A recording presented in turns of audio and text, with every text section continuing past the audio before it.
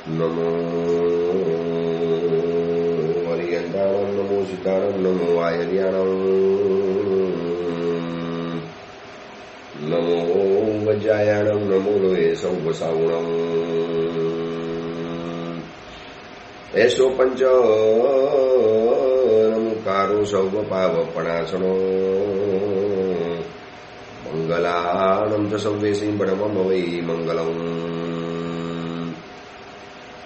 મંગલમ ભગવાન વીરો, મંગલમ ગૌતમ પ્રભુ, મંગલમ શૂલભદ્રાદ્યા, જૈન ધર્મોસ્તુ મંગલમ. પ્રવચનનો વિષય છે નવી સવાર નવો વિચાર. આજથી લગભગ 1100 વર્ષ પૂર્વે બનેલો અને આશરે 300 જેટલા નીતિ સૂત્રોથી સુશોભિત એવો આ નીતિ વાક્યામૃત નામનો ગ્રંથ. આ મહાત્માએ બનાવેલા એક એક લાઈનના વિચારો, એક એક લાઈનના વાક્યો, જેને નીતિ વાક્ય કહી શકાય, જે જીવનના ઘડતર કરવા માટે, જીવનને નવી દિશા આપવા માટે અને મનને વિચારવા માટે મજબૂર બનાવીને એવા અદ્ભુત વાક્યોની એક આખી શ્રેણી ચલાવતા ગયા. ક્યારેક સામાજિક, ક્યારેક ધાર્મિક, ક્યારેક આત્માને લગતા, ક્યારેક પરિવારને લગતા, એવા અલગ અલગ અલગ વિષયના. હજી તો આપણે ખાલી 46મા નંબરના સૂત્ર ઉપર ચાલી રહેલા છે. 45 નંબરનું સૂત્ર પતી ગયું ગઈકાલે. આજે 46મા નંબરના સૂત્ર ઉપર આપણે વિવેચન કરીશું. માત્ર 46 સૂત્ર પરિપૂર્ણ થશે આજે, અને છતાં પણ લાગે કે કેટલી બધી વેરાયટી, કેટલો બધો વિસ્તાર, કેટલા બધા અલગ અલગ અલગ અલગ પ્રકારના મહાત્માએ વિચારો રમતા મૂકી દીધા. ગઈકાલે 45મા નંબરના સૂત્ર સુધીમાં આપણે એ વિચારણા કરી કે સર્વ કોપેભ્ય પ્રકૃતિ કોપો બરિયામ. આ 45મા નંબરના સૂત્ર ઉપર વિવેચન કર્યું કે બધાનો કોપ, બધાનો ગુસ્સો, બધાની રીસ જીરવવી સેવી, પણ જ્યારે આ પ્રકૃતિ ગુસ્સે થશે, અને પ્રકૃતિના જે આપણે 3 અર્થ કર્યા, આ 3 પ્રકૃતિને ક્યારે પણ છંછેડવા જેવી નથી, ક્યારે પણ પરેશાન નથી કરવા જેવી. માનો જો પરેશાન થઈ ગઈ, આપણે એને ગુસ્સે ભરાવી, પછી એ કદાચ આપણા હાથની અંદરમાં નહીં રહી શકે. હવે બીજું એક નવું સૂત્ર આજે આપણને બતાવે છે. આ સૂત્ર કદાચ એવા માતા પિતાઓને કામ લાગશે, આ સૂત્ર એવી વ્યક્તિઓને કામ લાગશે કે જે વ્યક્તિઓ વધુ પડતો સ્નેહ રાખી અને કેટલીક વસ્તુઓ પાસેથી વધુ પડતી અપેક્ષા રાખતા હોય છે.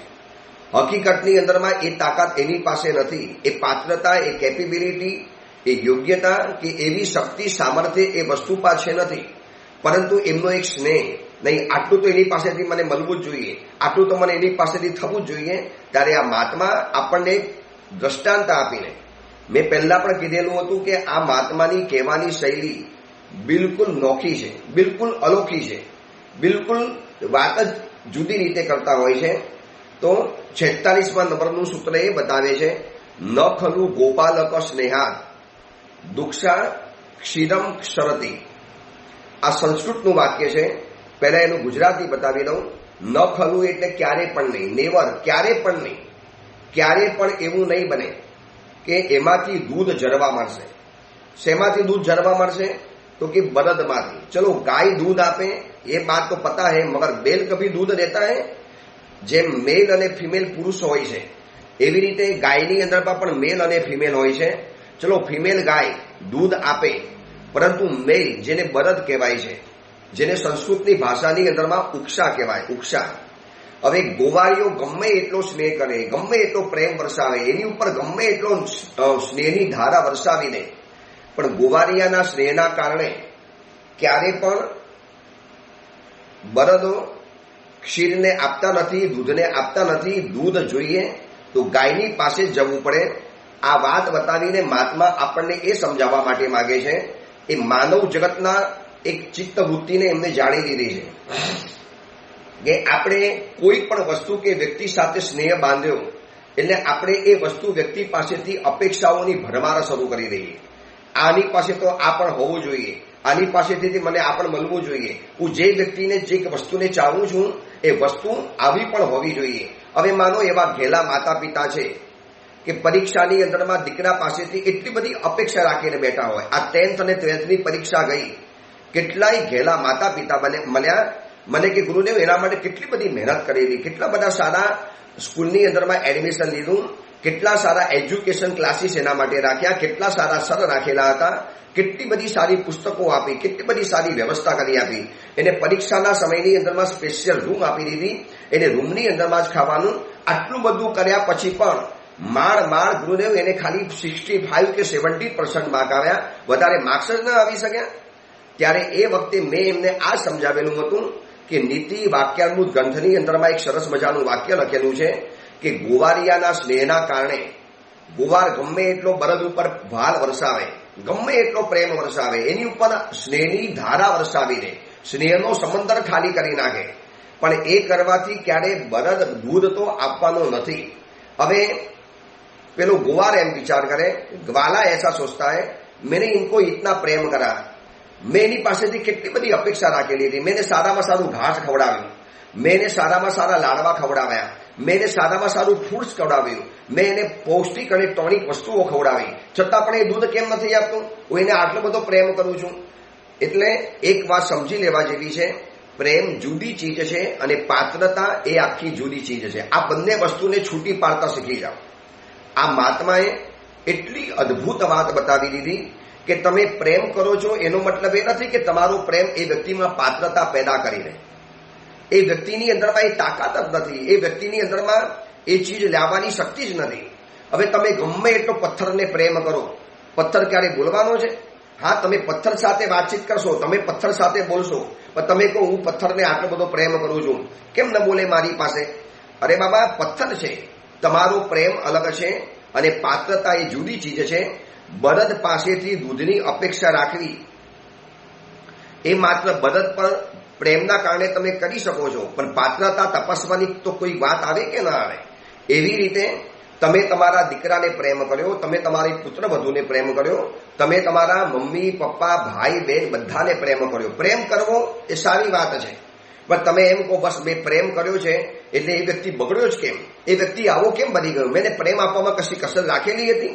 મેં એની પાસે કેટલો બધો સ્નેહ વરસાવ્યો?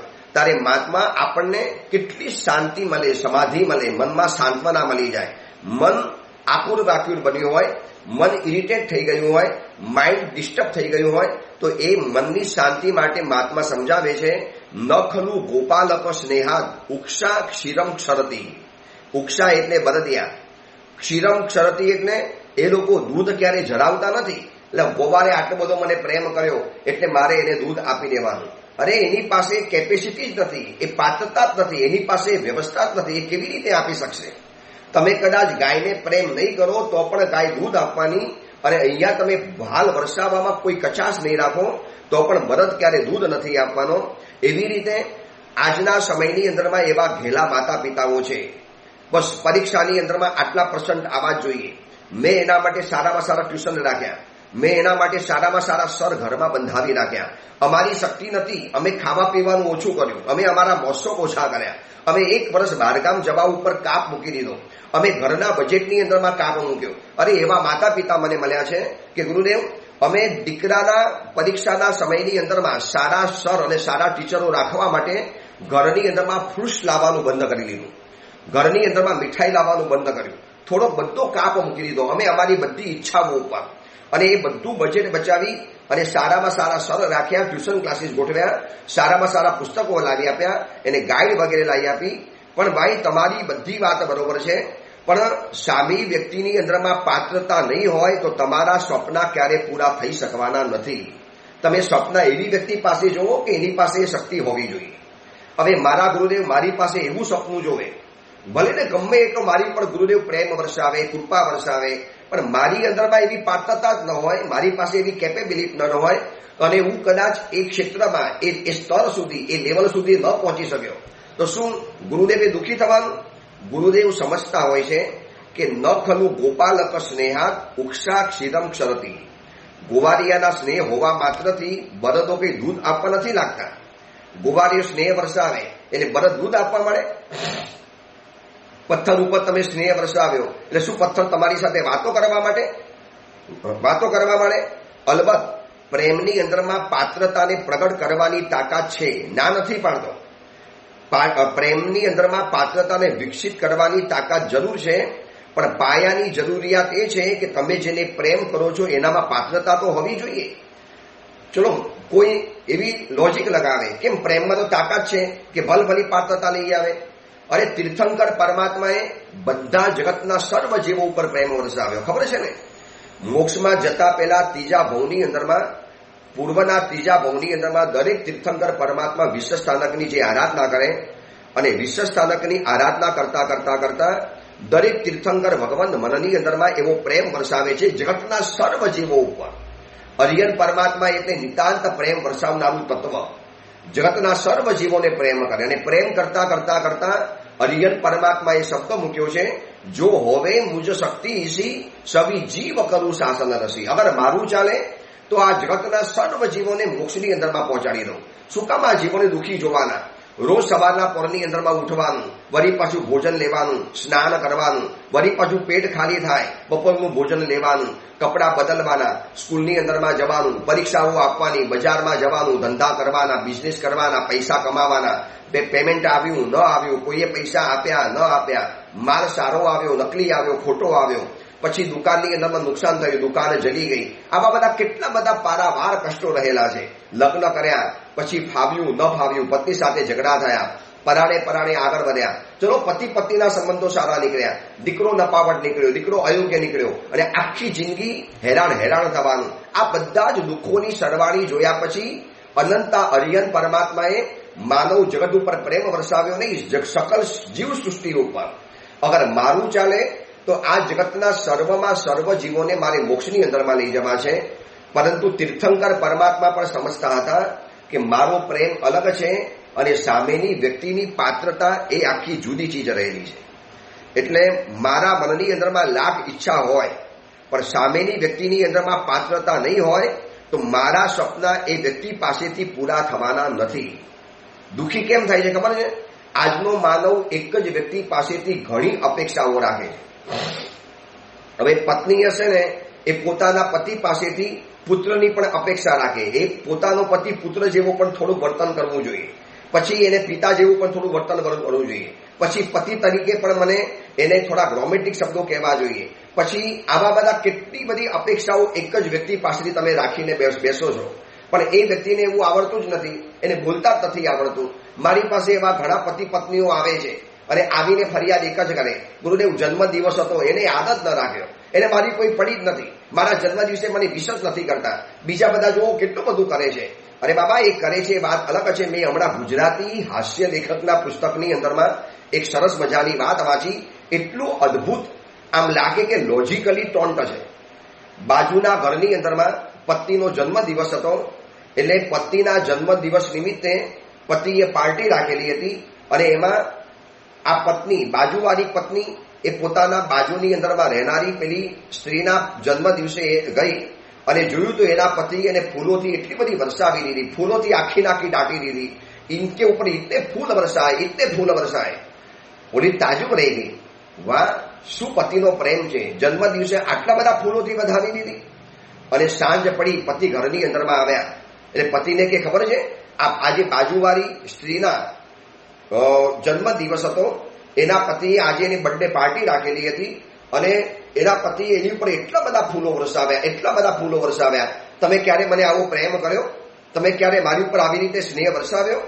એટલે પતિએ હસતા કીધું, શું અદ્ભુત વાક્ય કીધું કે માનુભાવ, એ બાજુવાળી જે પત્નીને ફૂલોથી વરસાવ્યા ને એના પતિને ફૂલોનો બિઝનેસ છે, એની પાસે ફૂલોનો ધંધો છે, એની પાસે રોજના હજારો ફૂલ આવે છે, સાંજ પડે કેટલાય ફૂલો એમને પડ્યા રહેતા હોય છે. બોલ મારો બિઝનેસ મરચાનો છે, તારી ઉપર મરચું વરસાવું? તું કહેતી હો તો આખી રાખી તને મરચાથી નવડાવી દો. જોજો આ છે ને એક હાસ્ય કથા છે, આ એક કટાક્ષ છે કે કોકનો પ્રેમ વરસતો જોયો એટલે આપણે એમ થયું આવું મને કોઈ પ્રેમ નથી કરતું, મને કોઈ આવી વ્યક્તિ ચાહતું પણ નથી, મને કોઈ આવી રીતે બોલાવતું પણ નથી. પિક્ચરની અંદરમાં નકલી ડાયલોગ, પિક્ચરની અંદરમાં નકલી આવી બધી એક્શનો જોઈ, આવા બધા પ્રેમના નાટકો જોયા, આવી બધી પ્રેમની ખોટી વાહિયાત વર્તન જોયું.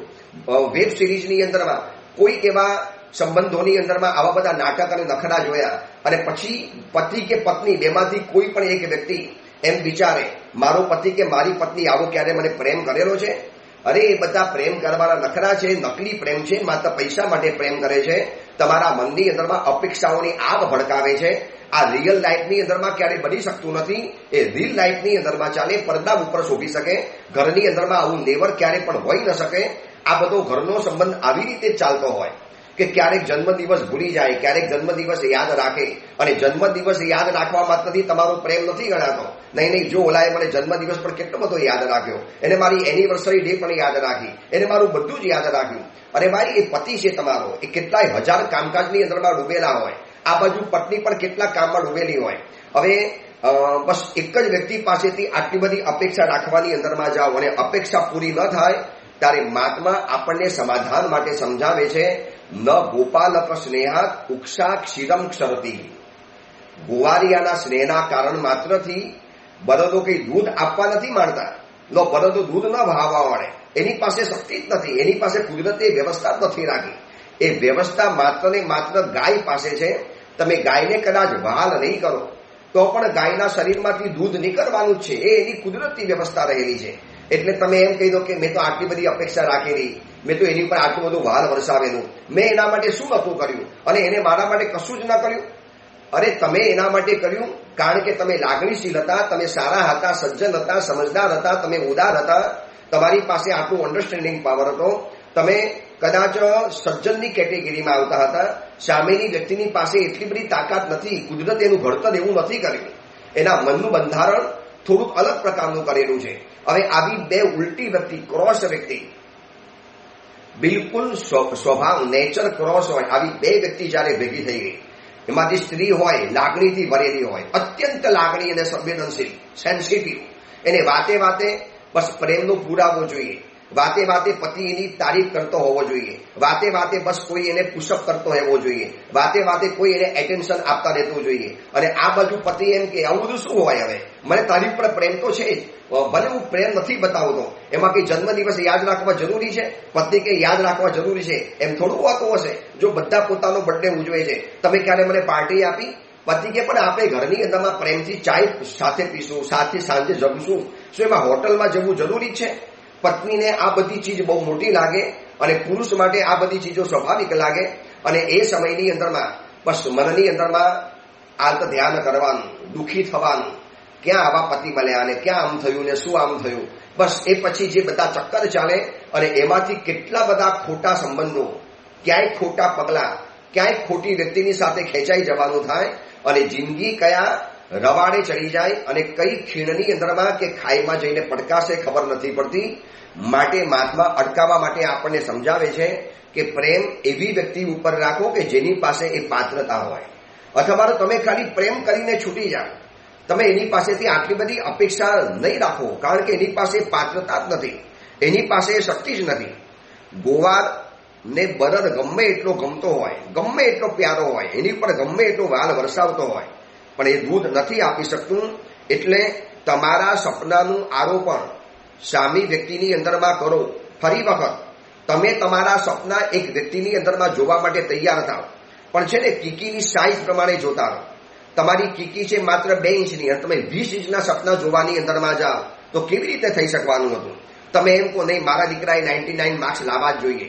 અરે સાચું કહેજો, તમે જ્યારે સ્કૂલમાં ભણતા હતા ત્યારે જે માતા પિતા દીકરાને કહે છે કે 90 અપ માર્ક્સ લાવવાના, હવે એ બંને માતા પિતાના ભેગા થઈને ક્યારે 90 અપ માર્ક્સ થયેલા હતા? જે બંને ભેગા થઈને 90% માર્ક્સ નથી લાવી શક્યા, એ બંને માતા પિતા ભેગા થઈ અને એક દીકરા પાસેથી અપેક્ષા રાખે છે કે બેટા આટલા માર્ક્સ લાવવાના. હજી તો દીકરો સ્કૂલમાંથી આવ્યો ન આવ્યો, જો સવારના પોરની અંદરમાં અડધી ઊંઘમાં હોય અને દીકરાને ઉઠાડી દેવાનો. શું કુમરા બાળકો ઉપર અત્યાચાર ચાલે છે વર્તમાન એજ્યુકેશન પદ્ધતિ ઉપર? આપણી ગુરુકુલ પદ્ધતિ શું ખોટી હતી કે આરામથી ગુરુકુલમાં જતા હતા? અને એક વાત બતાવું, જૂના સમયની અંદરમાં રાજા હોય, મહારાજા હોય, મંત્રી હોય, શ્રેષ્ઠી હોય કે કોઈ ગમે એટલો ધનવીર કે અમીરનો બેટો હોય અને સામાન્ય દીકરા હોય કે સામાન્ય પરિવારના દીકરા હોય, બધા જ ભેગા થઈને ગુરુકુલમાં ભણતા હતા. કોઈ વીઆઈપી સુવિધા નથી મળતી. તમે વાંચ્યું હશે ને, રામની સિરિયલ જોઈ હશે, રામ, લક્ષ્મણ, ભરત અને શત્રુઘ્ન ચારે જણા ગુરુકુલની અંદરમાં ભણવા માટે ગયેલા હતા, જ્યાં બધા જ સાથે આવતા હતા. એટલે એ સમયથી બધાને સાથે રહેવાની આપણી ગુરુકુલની પદ્ધતિ હતી. આજે શું થયું, શ્રીમંતોના બાળકોની સ્કૂલ અલગ, અતિ ધનાઢ્ય હોય એના બાળકોની ટાટા ને બિરલાની સ્કૂલોમાં ભણવાનું, એમાંથી અતિ ધનાઢ્ય હોય એને તો વિદેશની અંદરમાં મોકલી આપવાના, એમાંથી અતિ ધનાઢ્ય હોય તો પંચગીની અને કે માથેરાન જેવી બોર્ડિંગ સ્કૂલમાં ભણવા માટે મોકલી આપવાના. એટલે પહેલેથી જ જુદા પાડી દીધા, શ્રીમંતને અલગ પાડ્યા અને સામાન્ય બાળકોને અલગ પાડ્યા. આપણી ગુરુકુલની પદ્ધતિ કેટલી સુંદર મજાની હતી કે બધાએ ભેગા થઈને ભણવાનું. નાની ઉંમરથી રાજાને સમાજ જોવા માટે મળતો હતો. રાજાના પુત્રોને રાજપુત્રો, મંત્રી પુત્ર, શ્રેષ્ઠી પુત્ર, પછી સાર્થવાનો પુત્ર હોય, નગર શ્રેષ્ઠીનો પુત્ર હોય, આ બધા જ સામાન્ય બાળકોની સાથે મોટા થતા હતા. એટલે એને કોઈ અભિમાન કે અહંકાર નતો આવતો. આજે તો વીઆઈપી સ્કૂલ અલગ, સેન્ટ્રલ સ્કૂલ અલગ, મ્યુનિસિપાલિટી સ્કૂલમાં કોણ ભણે? ગરીબ ઝુંપડપટ્ટીના બાળકો ભણે. અને મોટી મોટી ટાટા, બિરલા, અંબાણીએ બનાવેલી સ્કૂલોની અંદરમાં કોણ ભણે? તો કે હાઈ સોસાયટીના છોકરા છોકરીઓ ભણે. એટલે પહેલેથી એ લોકોનું અંતર વધી ગયું. પછી એ લોકો સાથે એ લોકો દોસ્તી જ ન કરે, એનાથી પોતાની જાતને જુદી જ માને. હવે આવી બધી મેન્ટાલિટી પહેલેથી પેદા કરાવી દીધી હોય અને પછી આપણે કહીએ કે ગુરુકુલ પદ્ધતિ શરૂ કરો, ફલાણી ચીજ શરૂ કરો. હમણાં મારી પાસે 4-5 શાવકો આવ્યા, અતિ શ્રીમંત શાવકો.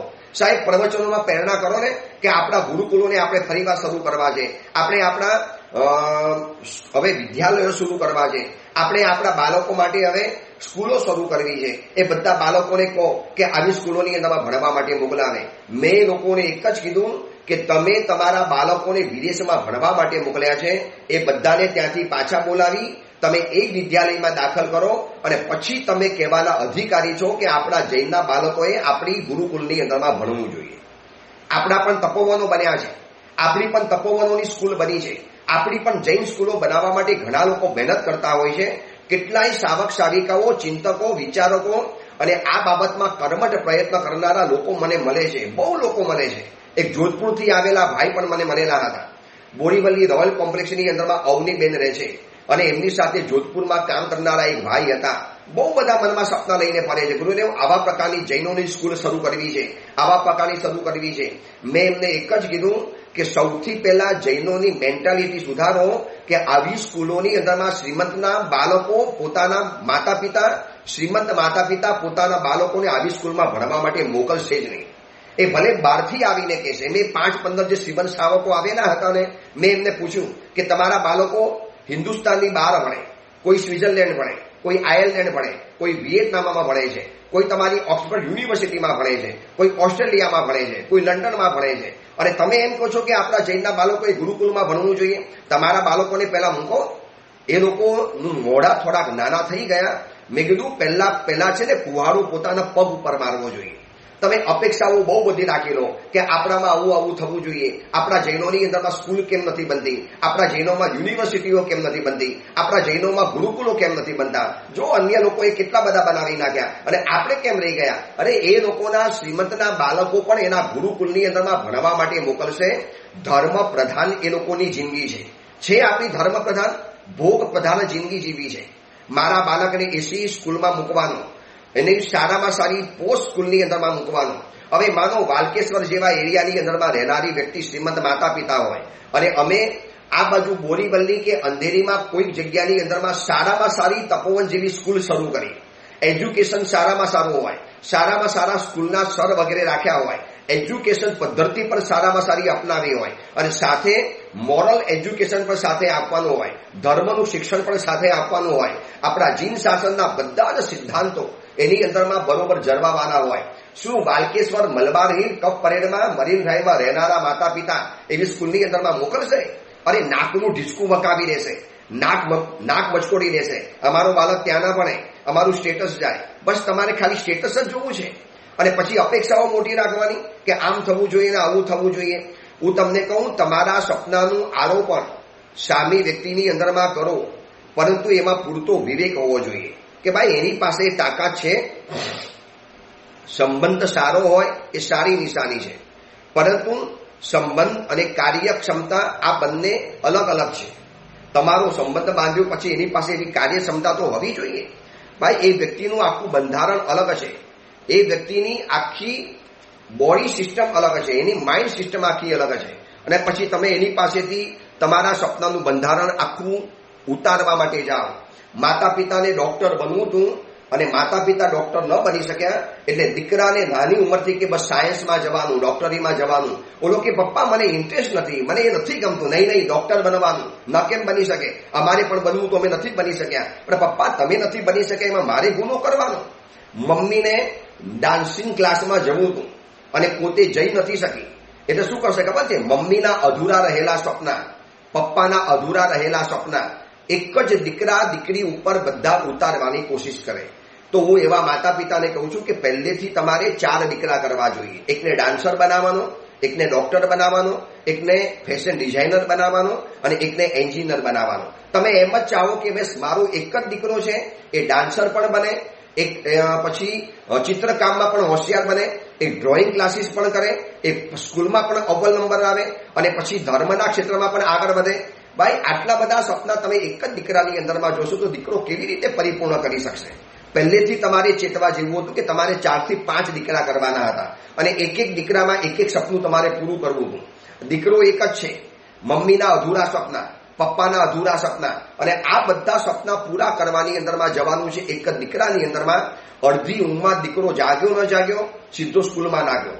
ત્યાંથી સ્કૂલમાંથી 2-2:30 વાગે આવ્યો એટલે મમ્મી સીધી એને ઉઠાવી થોડો ઘણો નાસ્તો અને જમાડ્યો ન જમાડ્યો સીધા મોકલી આપ્યા ક્લાસની અંદરમાં. ત્યાંથી દીકરો હજી આવ્યો ન આવ્યો અને મોકલી આપ્યો સ્વિમિંગ પુલના ક્લાસની અંદરમાં. ત્યાંથી હજી આવ્યો ન આવ્યો અને પછી કરાટેના ક્લાસ ને પછી ઓલા પૈડા ઉપર ચાલવાની જે સિસ્ટમ છે એ બધા ઉપર. બસ એવી બધી ઈચ્છાઓ પરિપૂર્ણ કરવાની. પેલી મારી બહેનપણીનો દીકરો જો બધા ક્લાસીસ કરતો હોય તો મારો કેમ ન કરવો જોઈએ? ત્યારે એ વખતે મહાત્મા આપણને સમજાવે છે, ન ખલું ગોપાલક સ્નેહાત ઉક્ષા ક્ષીરમ છરતી. બેન, પપ્પા તમે ગમે એટલો દીકરા ઉપર વાર વરસાવો પણ એ દીકરો તમને કઈ દૂધ નથી આપી દેવાનું. એની પાસે કેપેસિટી નથી, એની પાસે એવી માનસિક તાકાત નથી. તમારે કાર્ય સિદ્ધિ માટે આત્મશ્રદ્ધા એ સૌથી મોટું પરિબળ છે. તમે તમારી જાતે તમારા વ્યક્તિત્વ પાસેથી ઘણા કામ લઈ શકો છો કારણ કે સપનું તમારું છે અને સાકાર કરનારા તમે પોતે છો. પણ તમે પછી બીજી વ્યક્તિ પાસેથી બધું પૂરું કરાવવા માટે માંગો તો કેવી રીતે બની શકે? એ કદાચ પ્રયત્ન નથી થતો, પૂરો નથી થતો. એટલે દરેક પરિસ્થિતિને એના ગજા મુજબનું એક સપનું આપો. દરેક વ્યક્તિને એના ગજા મુજબનું, એની શક્તિ હોય એટલું સપનું આપો. હવે મારા ગુરુદેવ મને એમ કે નહીં તારે 10 લાખની સભાની અંદરમાં જઈને પ્રવચન કરવા આવા તારે તૈયાર થવાનું છે. હું કહી દઉં ગુરુદેવ એવી કેપેસિટી કદાચ મારા ઘરા પાસે નથી અને સાધુ જીવનની અંદરમાં માઇક વપરાતું નથી. કદાચ વાપરવા જઈશ તો સમાજ બદનામ કરી દેશે. નહીં, તારે 10 લાખની સભામાં જઈને સંબોધન કરવું એટલે કરવું જ પડશે. તો એ વખતે મારા ગુરુ પણ સમજે છે કે ભાઈ દરેક મારી પોતાની વ્યક્તિને એના ગજા મુજબનું સપનું આપવાનું. તમે સપના જોઈ શકો છો એ સારી વાત છે પણ બધા જ સપના સાચા થાય ન બની શકે. એ ગુરુદેવ પ્રેમ સુરેશ્વરજી મહારાજાએ સપનું જોવેલું હતું કે યુવાન દીકરાઓ ઉપાસયની અંદરમાં આવતા નથી, એને ઉપાસયમાં લાવતા કરવા છે. અને પૂજ્યપાદ ભાનુ વિજયજી મહારાજની પાસે, ભુવન ભાનુ સુરેશ્વરજી મહારાજ સાહેબની પાસે સપનું રજૂ કર્યું અને ગુરુદેવે એ સપનાને પરિપૂર્ણ કરી પણ બતાવ્યું. પણ એમના ગજા મુજબ, એ એમની શક્તિ હતી માટે, ગુરુ કૃપા હતી માટે. હવે માનો બીજા કોઈ મારા જેવા સાધુની પાસે આવી કોઈ અપેક્ષા રાખે કે તમારે 3 વર્ષની અંદરમાં 28 થી 32 નવ યુવકોને દીક્ષા આપવાની છે અને એવા યુવકો, એવા પ્રબુદ્ધ યુવકો, એવા અદ્ભુત એજ્યુકેટેડ યુવકો કે જે આવતીકાલે 100 શિષ્યોના ગુરુ બને અને અદ્ભુત શાસનની પ્રભાવના કરી અને જીન શાસનને હજારો વર્ષોનું એક ભાથું આપીને. ભાઈ એ ગુરુદેવ પ્રેમ સુરેશ્વરજી મહારાજ સાહેબ હતા, સપનું જોનારા હતા અને સપનું પૂરું કરનારા હતા ગુરુદેવ ભાનુ વિજયજી મહારાજ, ભુવન ભાનુ સુરેશ્વરજી મહારાજ. એટલે દરેક વ્યક્તિએ પોતાના ગજા મુજબનું સપનું જોવાનું. કોઈક વ્યક્તિ માટે તમારો પ્રેમ તમને એના માટે દોરી રહ્યો છે, બધી સારી વાત છે પણ હકીકતમાં તમારે માનવું જોઈએ. સપના એની આંખોની અંદરમાં ઉગાડતા પહેલા તમારે વિચારવું જોઈએ કે ભાઈ એની પાસે શક્તિ છે, તાકાત છે. તમારે ડોક્ટર બનવું હતું, તમે ન બની શક્યા, માટે તમે દીકરાને ડોક્ટર બનાવવા માટે જાઓ. મમ્મીને કદાચ કોઈ પણ લાઈનમાં આગળ વધવું હતું, મમ્મીને ભરતનાટ્યમમાં આગળ વધવું હતું પણ એ હવે એ સમયના નીતિ નિયમ કાયદા કાનૂન પરિવારમાં એટલી ઉદારતા નથી અને ન બની શકે એટલે મમ્મી દીકરીને કે બેટા ભરતનાટ્યમના ક્લાસ કરવાના છે, પણ મમ્મી મને નથી ભાવતું, મને રસ નથી, મને ઇન્ટરેસ્ટ નથી, મારો શોખનો વિષય અલગ રહેલો છે. નહીં, તું સમજતી કેમ નથી? હવે તારામાં અક્કલ નથી. પરાણે પરાણે પરાણે મમ્મી દીકરીને ભરતનાટ્યમમાં ઘુસાડીને, પપ્પા ઘુસાડીને બીજી જગ્યાની અંદરમાં, અને છેલ્લે પછી શું વારો આવે છે, હું તમને આવતીકાલે કવિતા બતાવીશ. અદ્ભુત કવિતા જાણવા જેવી છે કે સપના પૂરા કરવાની અંદરમાં દીકરા દીકરીઓ કેવા નીચોવાઈ જાય છે, કેવા ખતમ થઈ જાય છે. બહુ લાંબી કવિતા છે, મારે જરાક પુસ્તકમાંથી કાઢવી પડશે. એટલી અદ્ભુત કવિતા છે કે મમ્મીને જોઈએ છે ડોક્ટર અને પપ્પાને જોઈએ છે એન્જિનિયર, હું તો દીકરો છું કે હેલિકોપ્ટર. એક અદ્ભુત કવિતા છે. આ કવિતા ખરેખર જાણવા જેવી છે, સાંભળવા જેવી છે. સાંભળીને માતા પિતાઓની આંખ ખુલી જશે કે દીકરાઓ માટે કે સપના જોવાના, દીકરા દીકરીઓ માટે તમે સપના જોવો, પણ તમે એના પહેલા એની શક્તિ તપાસો, તમે એની પહેલા ભૂમિકાને ઓળખી લો, તમે એના અંદાજને જાણી લો. એની પાસે એ તાકાત છે, તમે એની શક્તિ અને ભૂમિકાનો અંદાજ આવી જશે, પછી તમારે કેવું સપનું જોવું ને તમે એના માટે વ્યાજબી સપનું જોઈ શકશો. એ તમને તરત સમજાવી જશે.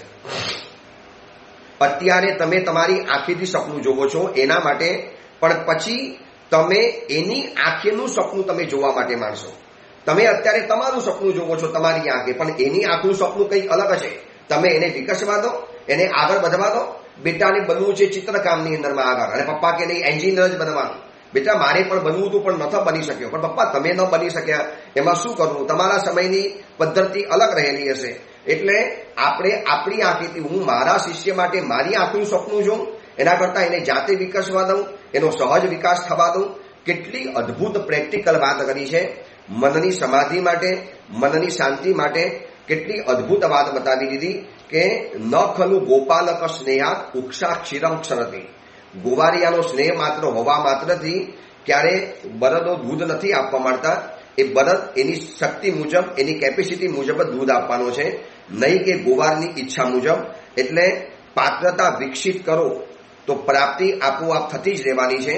એવી રીતે તમે એની પાસે પાત્રતા વિકાસ કરાવવાની કોશિશ કરો, પણ એના મતલબ એ નથી કે તમે ન થયું એટલે પછી દુઃખી બની જવાનું. પછી દીકરો માર્ક્સ ઓછા લઈ આવ્યો, અરે તમને ખબર ને, દીકરાના માર્ક્સ ઓછા આવ્યા એટલે 4 દિવસ ઘરમાંથી નીકળવાનું બંધ કરી દે માતા પિતા. લોકો મને પૂછશે પછી કેવું લાગશે? હવે બાજુવાળી પણ છે ને પૂછે કે તારા દીકરાને કેટલા માર્ક્સ આવ્યા? એટલે ઓલી જાણે ઘરમાં શોકનું વાતાવરણ હોય ને, બસ ખાલી છે ને 85 જ માર્ક્સ આવે, બસ 85 આવ્યા. જો મારા દીકરાનો 95 આવી ગયા, શું એને મહેનત કરેલી હતી? અરે મેં તને પહેલા કીધેલું કે ફલાણી સ્કૂલમાં હું, તે મારી વાત જ ન માની. એટલે આવું બધું સાંભળવું પડે એના કરતાં 4 દિવસ ઘરમાંથી નીકળવાનું બંધ કરી દે. પણ 5મા દિવસે 6ઠા દિવસે તો ઘરમાંથી નીકળવું પડશે. અને આજુબાજુવાળા બસ મોકો જોતા હોય, રાહ જોતા હોય, ક્યારે આ બહાર નીકળે અને ક્યારે આપણે એને પૂછીએ. જે બી બહાર નીકળીને મમ્મી, અરે ઊભી ને શું થયું તારા દીકરાનું? એટલે વળી પાછીને એમ લાગે જાણે પોતે જ નપાસ થઈ ગઈ, જ્યારે દીકરો ઘરમાં ગુજરી ગયો. અરે સામી છાતીએ કહી દેવાનું કે મારા દીકરાને 75 માર્ક્સ આવ્યા છે. કેમ 75? કેમ ઓછા છે 75? એટલે અમે માર્ક્સ ઉપર નથી જતા, અમે અન્ડરસ્ટેન્ડિંગ ઉપર જઈએ છીએ. દીકરો કેટલો સમજ્યો છે. હું તમને અભિમાન માટે નથી કહેતો, પણ મેં પોતે સ્વયં દીક્ષા લીધી છે. માત્ર 9 વર્ષ પૂરા થઈ ગયા હતા અને 10મું વર્ષ થઈ ગયું હતું. એટલે આમ જોવા જાય તો 9મું વર્ષ, આમ જોવા જાય તો 10મું વર્ષ. હવે એ પ્રમાણે સ્કૂલની અંદરમાં માત્ર 3 સ્ટાન્ડર્ડ હું સ્કૂલમાં ભણેલો છું. Only 3 standard. એ પણ નાનકડી અમારી નડિયાદની સ્કૂલ સરસ્વતી શિશુ મંદિર, એની અંદરમાં હું ભણતો હતો.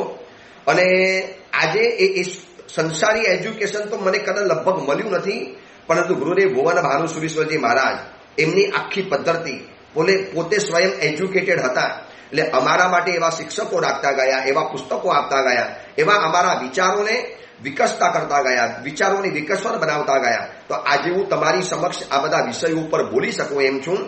ભણેલા ગણેલા દીકરા દીકરીઓ કદાચ જાહેરમાં નથી બોલી શકતા, અને અમારા જેવા અભણ સાધુઓ જે સંસારી દ્રષ્ટિએ અભણ રહેલા છે, પરંતુ 45 આગમનું જ્ઞાન, વાંચનનો શોખ, આ દુનિયાની મોટી અનુભવની પાઠશાલા, એમાંથી જ્યારે વ્યક્તિ શીખીને આવે છે પછી એને કોઈ જગ્યાએ પાછળ નથી પડતો.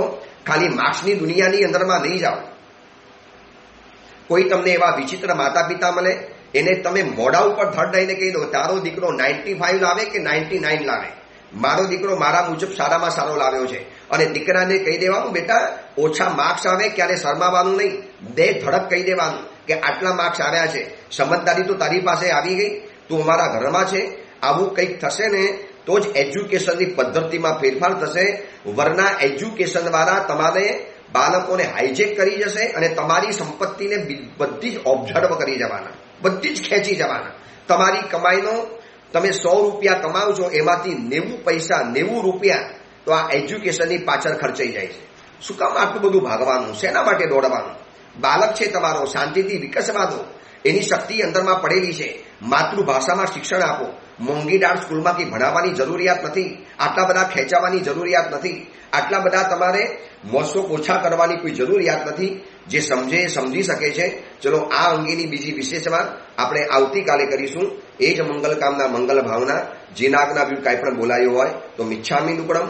18 તારીખે ચરમ તીર્થપતિ પરમાત્મા મહાવીરનું કેવળ જ્ઞાન પર્વ, વૈશાખ સુદ દસમનો દિવસ, રુજુવાલિકા નદીના કિનારે ઝુંભરીય ગામના નીચે શ્યામક ખેડૂતના ખેતરની અંદરમાં શાલ વૃક્ષ નીચે વિજય મુહૂર્તમાં સંધ્યાના સમયમાં ભગવાન મહાવીર કેવળ જ્ઞાનને પામ્યા.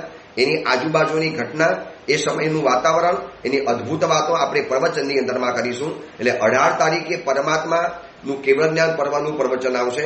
એ અંગેની બીજી વિશેષ વાત આવતીકાલે કરીશું. જીનાગના વિરુદ્ધ કાંઈ પણ બોલાયું હોય તો મિચ્છામી દુક્કડમ.